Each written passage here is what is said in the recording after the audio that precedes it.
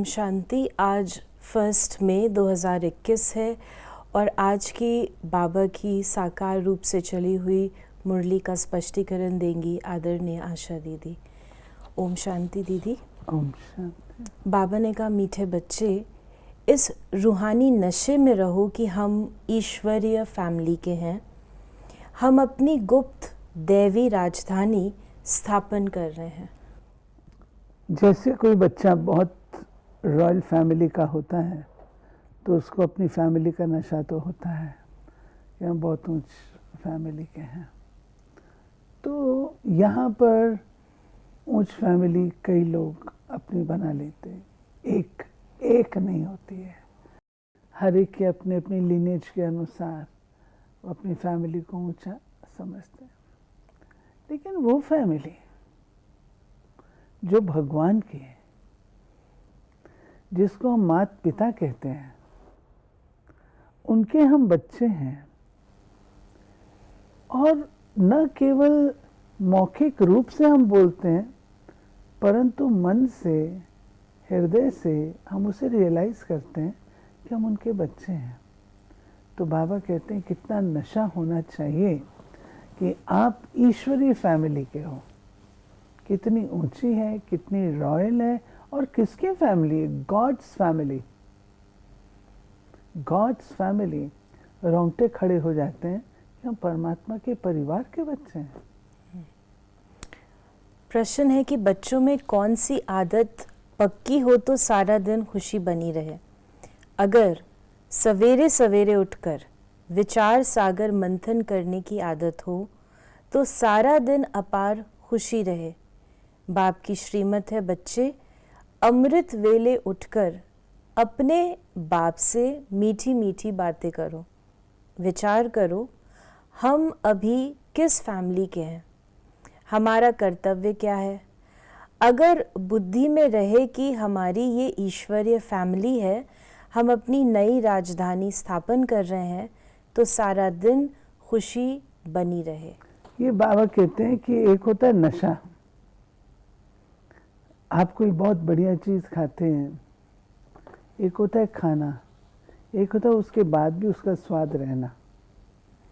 तो बाबा कहते हैं सवेरे सवेरे उठ कर के ये मनन चिंतन कि हम किस फैमिली के हैं, अगर ये आप करते रहेंगे, कौन सी फैमिली की हूँ, कौन मेरा माता पिता है, तो सारा दिन आपका नेचुरल है बहुत खुशी में जाएगा, नशे में जाएगा, और व्यक्ति शक्तिशाली भी फील करता है।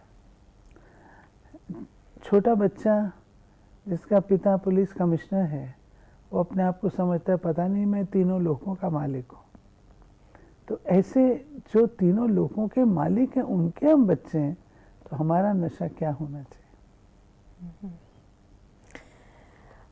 अब तुम जानते हो ये पुराना घर है, हम नए घर में जाएंगे, फिर नया चोला पहनेंगे।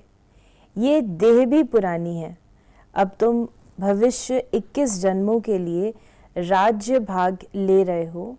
यहाँ राज्य नहीं करना है, यहाँ होती है स्थापना। हमको फिर रियलाइज कराता है। देखिए कहा गया है, तप से राज, राज से नर्क। हम किस फैमिली के हैं, फिर हमारा जो राज्य भाग था वो माया ने छीन लिया हमारी अपनी गफलत से। लेकिन अगर उसको मुझे रीगेन करना है, तो मुझे अपने दो तत्वों को बहुत स्ट्रांग बनाना है। एक है त्याग और दूसरा है तपस्या। त्याग से राज्य मिलता है। त्याग जितना आप करेंगे उतने राजाई के काबिल बनेंगे। ये बात समझने की है, जितना त्याग करेंगे उतना राजाई के काबिल बनेंगे, क्योंकि आपके अंदर एडजस्ट करना, जो आपके पास अवेलेबल है उसमें अपने आप को अकोमोडेट करना, तो आपकी आंतरिक शक्तियों का विकास होता है।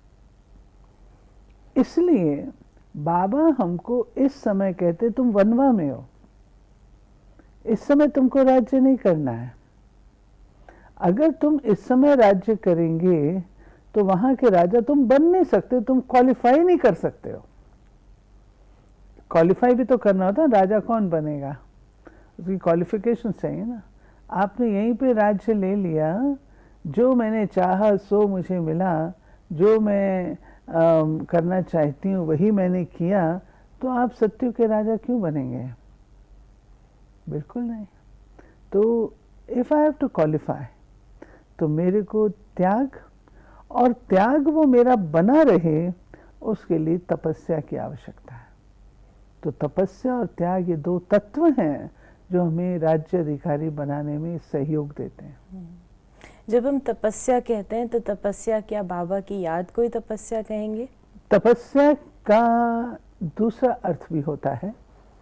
आप किन्हीं, मान लीजिए मर्यादाएं हैं, मान लीजिए श्रीमत है, मान लीजिए बाबा की मुरली की कही हुई धारणा की बातें हैं, तो उन बातों को हम अडोल अडिग होकर के पालन करें, छोड़े नहीं।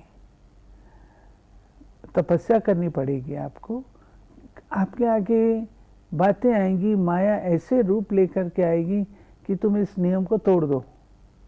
लेकिन अगर आप तपस्वी हैं, दृढ़ निश्चयी हैं, दृढ़ संकल्पी हैं, तपस्या का दूसरा दृढ़ संकल्प भी हो सकता है कि आपने जिस बीज को बोया है, जिस मर्यादा का पालन करने का लक्ष्य रखा है, उसको मैं कैसे भी करके पालन अवश्य करूँगी। वो भी तपस्या है। साकार में प्रजापिता ब्रह्मा तो यहाँ है ना, ये हो गया बहुत पुराना ग्रेट ग्रेट ग्रैंडफादर। तो ये हुआ प्रजापिता ब्रह्मा का सिजरा। बाप सृष्टि रचते हैं ब्रह्मा द्वारा, तो ब्रह्मा बड़ा हुआ ना, दिखाते भी बूढ़ा है। इसमें बाबा ने वही बात बताई, जो फाउंडेशन होती है वो स्ट्रांग होती है।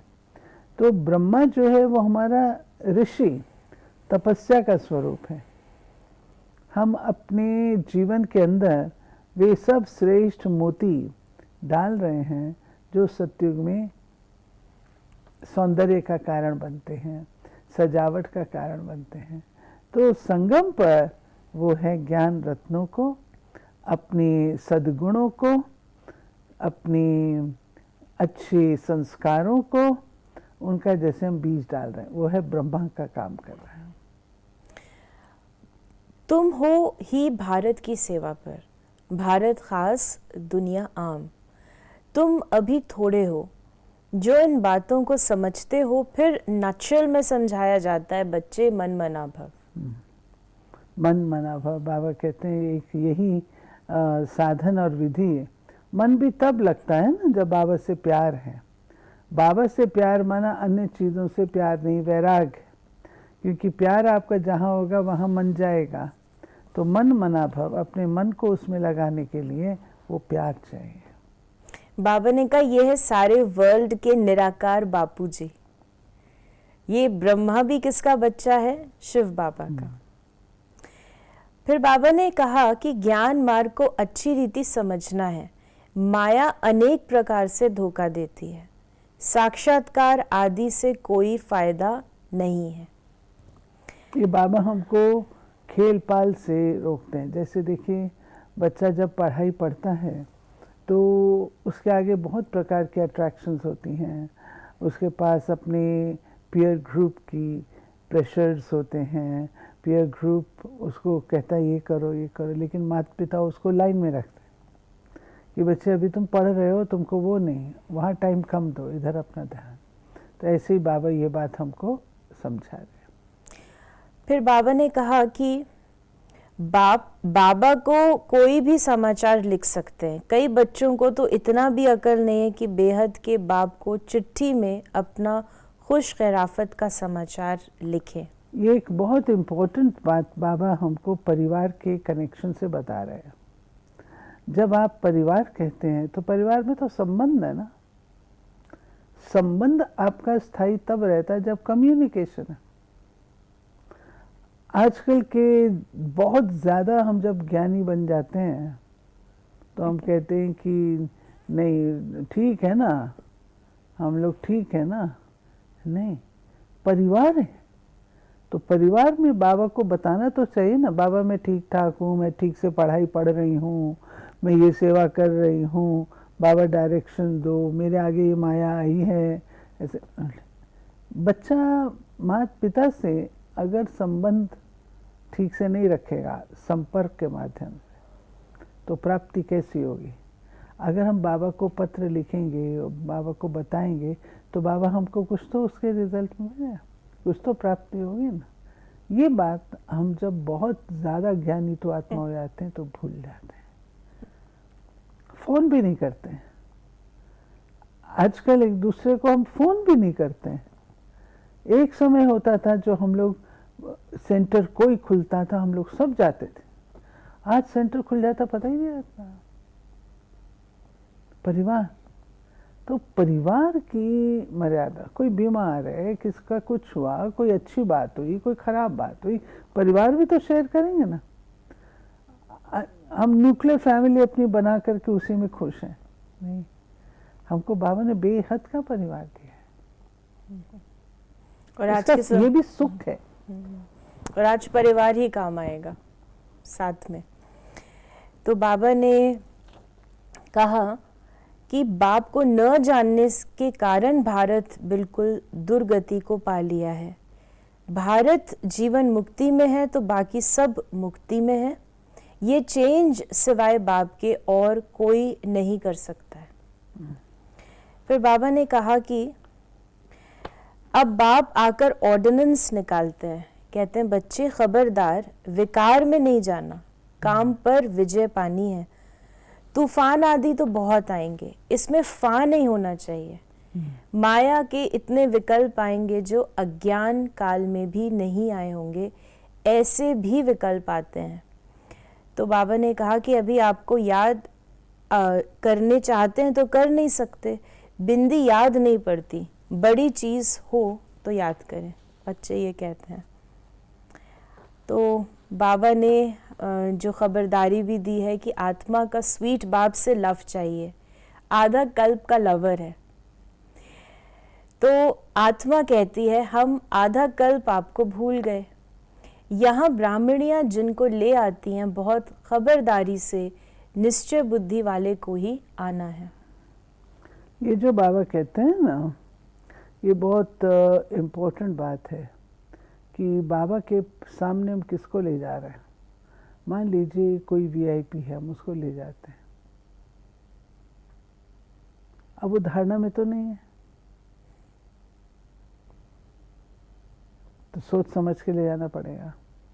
कोई स्टूडेंट, वो धन से सहयोगी है, क्लास नहीं करता, धारणाओं पर नहीं है, हम ले आते हैं सहयोगी बहुत है, बाबा को एक्सेप्टेबल नहीं है। ये हम गड़बड़ करते हैं।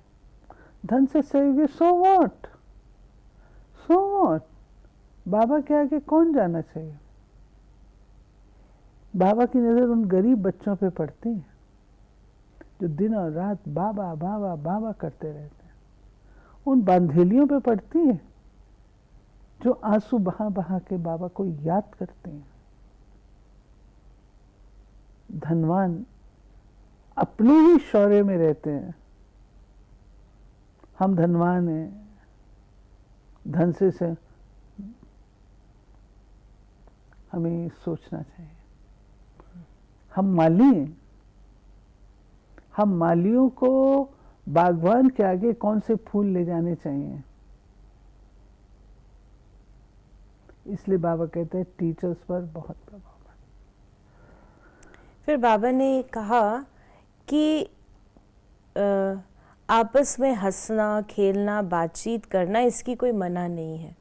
बाकी थोड़ा भी कोई आत्मा से प्यार रखेंगे तो फिर जास्ती बढ़ता जाएगा। हमारी फैमिली है ना, फैमिली में गूंगे बहरे थोड़ी होंगे, फैमिली में मुंह बंद करके थोड़े चलेंगे।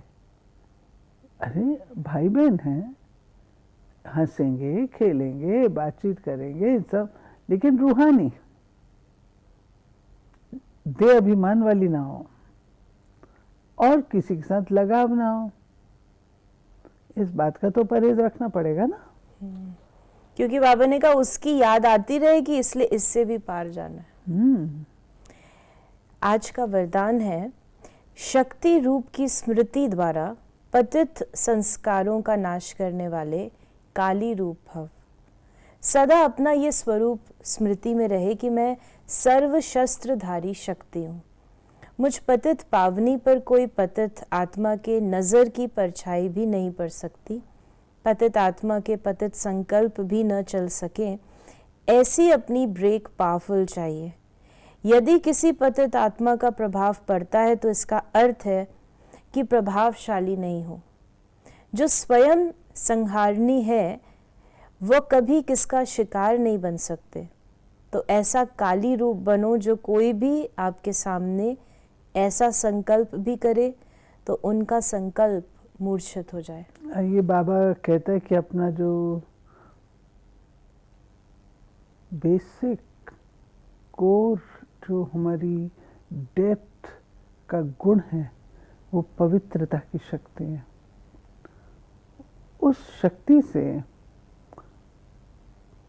कितनी भी कठिन प्रकार की कलुषित आत्मा होगी, तमो प्रधान आत्मा होगी, वो ठहर नहीं सकेगी। और इसकी मिसाल हमारे भक्ति मार्ग उसमें है। ऐसी आत्माएं ठहर नहीं सकती। तो बाबा कहता है तुम अपनी शक्ति को बढ़ाओ, और आज का समय यही है, इसको बढ़ाने की जरूरत है, ताकि कोई का ऐसा उल्टा पुल्टा संकल्प हो तो वही खत्म हो जाए। स्लोगन है, रॉयल रूप की इच्छा का स्वरूप नाम, मान और शान है, इससे न्यारे बनो। नाम, मान, शान यहाँ पर मिल गया तो सतयुग में कुछ नहीं मिलने वाला, इसलिए यहाँ पर उसको किनारे कर दे तो अच्छा है। तो ये थे बाबा के आज के महावाक्यों का स्पष्टीकरण। यदि आपके मन में कोई सवाल है तो आप उसे मैसेज करें या व्हाट्सएप करें 8826599309 पर, और हम आपके प्रश्नों का उत्तर प्रश्नोत्तरी कार्यक्रम में देने का प्रयास अवश्य करेंगे। ओम शांति।